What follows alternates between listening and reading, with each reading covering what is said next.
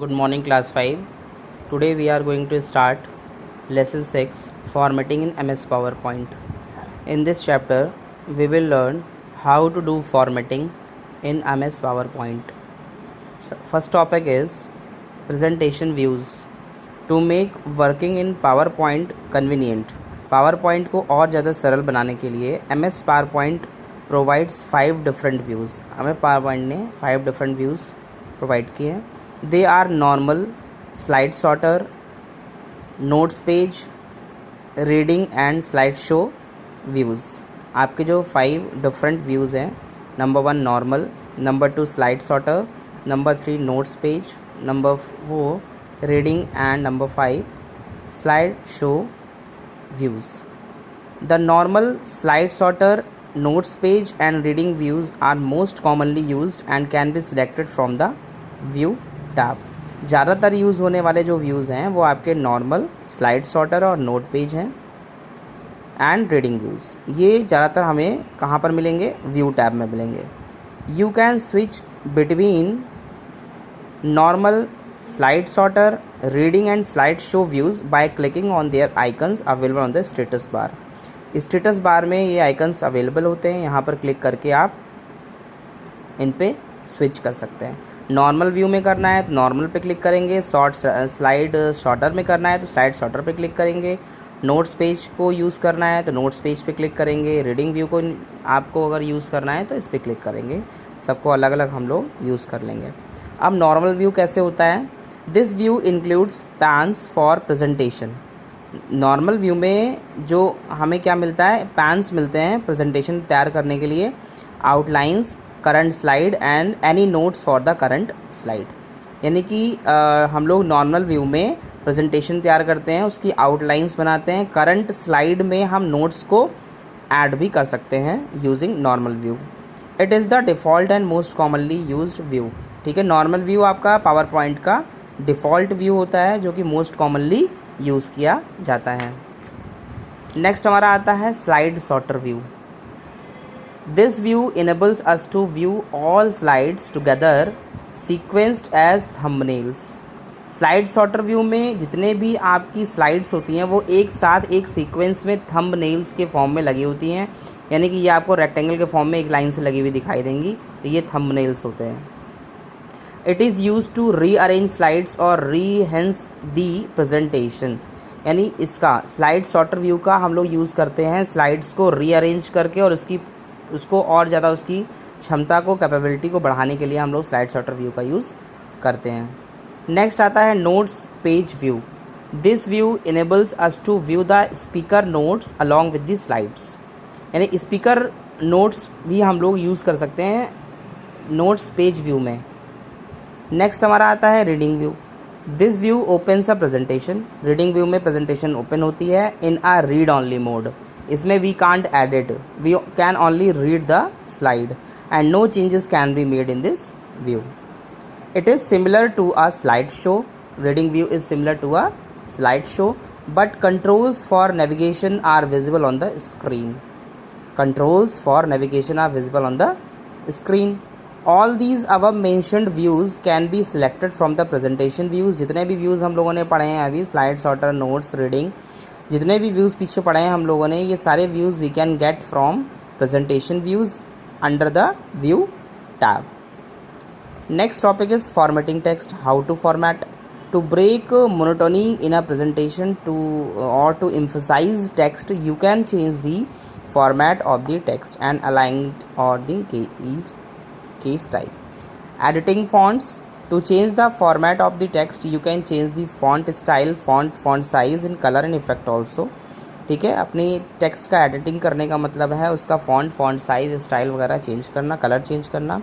इसके लिए हमें क्या करना होगा? इसके लिए हमें होम टैब पे जाना होगा और फॉन्ट ग्रुप में जा कर के फॉन्ट फैमिली को एक्सपेंड करना होगा. फिर उसमें से हम लोग रिक्वायर फॉन्ट को सिलेक्ट कर लेंगे. ठीक है, और फॉन्ट स्टाइल में हमारे चेंज हो जाएगा.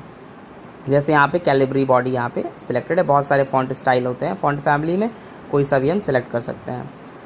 To change the font size of the text, select the text, go to home tab, go in font group, select font size and you can change the size according to your choice.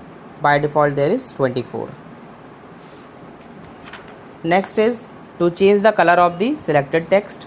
Select the text, जिस text का colour हमें change करना है उस text को हम select करेंगे. फिर then again go to home tab, फिर then click on the font group, then select and expand font color drop down list and select the required color whatever you want in your text.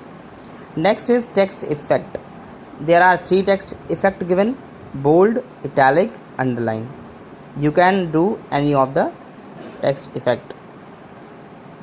To make it bold, अगर हमें अपने text को bold बनाना है तो हमें home tab पे जाना होगा, फॉन्ट ग्रुप में जाएंगे और बोल्ड ऑप्शन को सिलेक्ट करके टेक्स्ट को बोल्ड कर देंगे, या CTRL+B शॉर्टकट की का यूज़ करेंगे. पहले टेक्स्ट को सिलेक्ट करेंगे, फिर कीबोर्ड से CTRL+B शॉर्टकट की का यूज़ करेंगे तो हमारा टेक्स्ट बोल्ड हो जाएगा, यानी हल्की थिकनेस आ जाती है उसमें.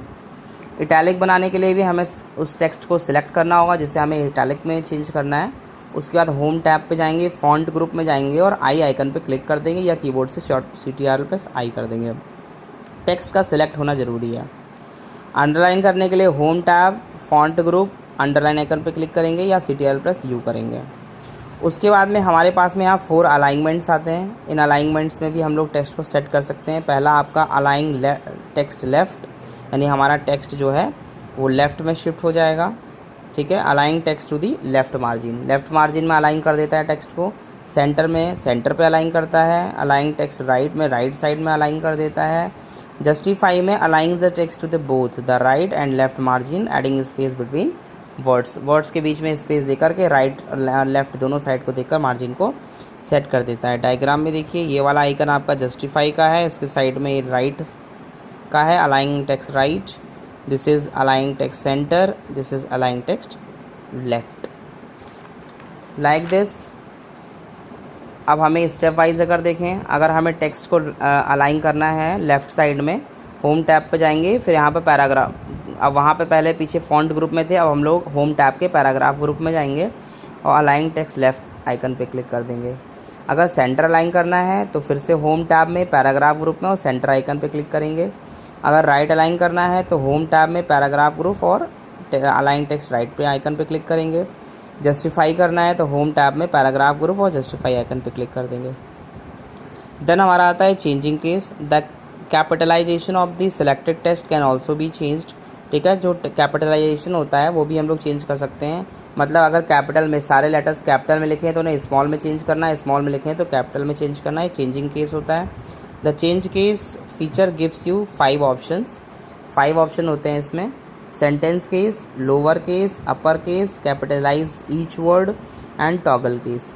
सेंटेंस केस में क्या होता है, this option will capitalize the first letter of the first word of the selected text.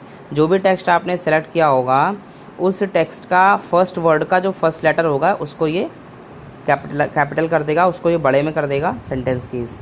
दूसरा आता है lower case. This option will change all the letters the selected text to small case. जो भी text आप select करोगे उसके सारे letter को ये स्मॉल लेटर्स में चेंज कर देगा, तो लोअर केस होता है. अपर केस में जो भी आप टेक्स्ट को सिलेक्ट करोगे उसके सारे लेटर ये बड़े में कर देगा, सारे लेटर्स को कैपिटल में कर देगा, अपर केस हो जाता है. कैपिटलाइज ईच वर्ड में this option will capitalize each letter of the each word in the selected text. यानी आपने किसी वर्ड को सिलेक्ट किया और आप चाहते हो कि उसका हर एक जो वर्ड है वो हर एक लेटर कैपिटल हो जाए, तो इसके लिए कैपिटलाइज ईच वर्ड सिलेक्ट करेंगे. टॉगल केस में this option will change the case of all the selected letters. It will change all the lower case letter to upper case and all the upper case letter to lower case. जो भी text आपने type किया हुआ है उस text को हम select करेंगे, फिर टॉगल केस करेंगे तो जितने भी आपके कैपिटल होंगे वो लोअर में चेंज हो जाएंगे, जो लोअर में लिखे हुए होंगे लेटर्स वो कैपिटल में चेंज हो जाएंगे. चेंज केस को चेंज करने के लिए हमें होम टैब पे जाना होता है. होम टैब में जाने के बाद में हमें चेंज केस में जाना होता है. वहाँ पे चेंज केस में ड्रॉप डाउन लिस्ट मिलती है और हमें जो भी आपका रिक्वायर्ड हमें केस लेना होता है उस केस को हम लोग उस फॉन्ट ग्रुप के चेंज केस ऑप्शन से हम लोग चेंज कर लेते हैं. नेक्स्ट हमारा एडिंग बुलेट्स एंड नंबरिंग्स है. अपने डॉक्यूमेंट्स में हम लोग बुलेट्स और नंबरिंग्स को भी ऐड कर सकते हैं अपनी स्लाइड में. ठीक है. यहाँ पर प्रेजेंटेशन में हम लोग स्लाइड बनाते हैं और स्लाइड में अगर हमें बुलेट्स और नंबर्स ऐड करने हो तो उनको भी अपनी रिक्वायरमेंट के अकॉर्डिंग ऐड कर सकते हैं, जिसको हम नेक्स्ट वाले क्लास में डिस्कस करेंगे। Thank you.